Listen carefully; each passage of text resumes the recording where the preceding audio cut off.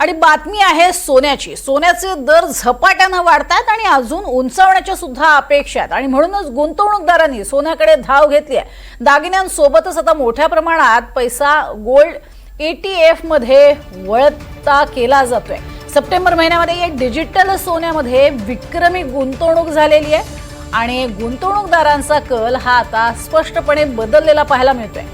गुंतवणूकदारांनी फक्त दागदागिने नव्हे तर गोल्ड एक्सचेंज ट्रेडिंग मध्ये सुद्धा फंड्स ठेवलेले आहेत। त्यामुळे ऐतिहासिक अशा स्वरूपाचा हा त्यांनी दाखवलेला रस आहे। सप्टेंबर 2025 मध्ये या फंडात तब्बल 8,363 कोटी रुपयांची निव्वळ आवक झाली।